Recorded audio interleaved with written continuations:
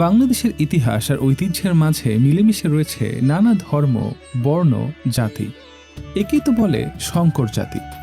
নদী যেমন খালবিল দিয়ে বয়ে বিশাল সমুদ্রের জলরাশিতে মিলিত হয় নানান চড়াই উতরাই পেরিয়ে, এই সংকর জাতি সময়ের পরিক্রমায় এক জাতীয় পতাকার নিচে আশ্রয় নেয়, নিজেকে পরিচয় দেয় বাংলাদেশি বলে।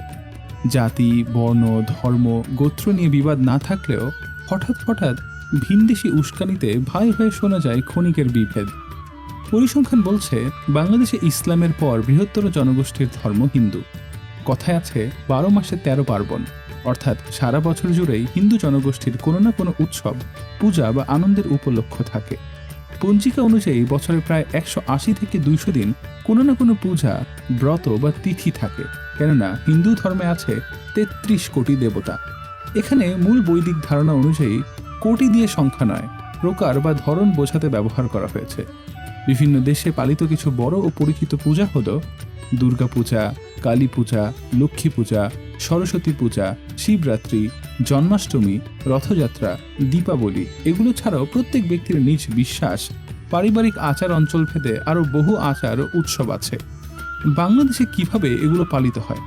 বাংলাদেশে সবচেয়ে বড়ভাবে পালিত হয় শারদীয় দুর্গা পূজা। এটি কেবল হিন্দুদের উৎসব নয়, এটা এক ধরনের সামাজিক উৎসব।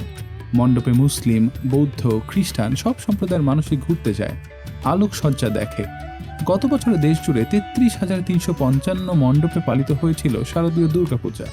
প্রতি বছর বাংলাদেশের হিন্দু ধর্মাবলম্বীরা যেন নিরাপদে ও উৎসব মুখরিত পরিবেশে তাদের আচার অনুষ্ঠান পালন করতে পারে, সেজন্য থাকে সরকারি নিরাপত্তা ব্যবস্থা, র্যাপিড রেসপন্স টিম, স্থানীয়দের সকল প্রকার সাহায্য সহযোগিতা। উৎসবের আনন্দে আত্মহারা হয়েও হিন্দুরাও সম্মান করতে ভোলেন না অন্যান্য ধর্মাবলম্বীদের। নামাজের সময় ওয়াক্ত মেনে তারা বন্ধ রাখেন তাদের উচ্ছ্বাস। এটাই বাংলাদেশ, এটাই বাংলাদেশের প্রতিদিনের চিত্র, মূল ভাবধারা। তবে বাংলাদেশের সাম্প্রদায়িক সহাবস্থানকে অগ্রাহ্য করে ভারতীয় কিছু গণমাধ্যম দীর্ঘদিন ধরেই মিথ্যার বীজ বুনে চলেছে। বিগত সরকার পতনের পর সেই অপচেষ্টা রূপ নেয় সংঘবদ্ধ প্রোপাগান্ডায়। হিন্দু হত্যা, মন্দির পোড়ানো, জমি দখল সহ বিভিন্নভাবে সংখ্যালঘু নিপীড়নের বানানো গল্পে সয়লাভ হয় সামাজিক যোগাযোগ মাধ্যম। কিন্তু আন্তর্জাতিক ফ্যাক্ট চেকাররা স্পষ্ট করেছেন এসব গুজবের বড় অংশই সীমান্তের ওপার থেকে ছড়ানো। লিটন দাসের বাড়ি পোড়ানোর ভুয়া সংবাদ থেকে চট্টগ্রামের মন্দির নিয়ে অপতথ্য সবই ছিল পরিকল্পিত বিভ্রান্তির অংশ। লক্ষ্য একটাই, বাংলাদেশে সাম্প্রদায়িক উত্তেজনার আগুন জ্বালানো। দুর্ভাগ্যজনকভাবে সত্য যাচাই না করেই ভারতীয় মূলধারার মিডিয়াও সেই মিথ্যাকে বৈধতা দিয়েছে।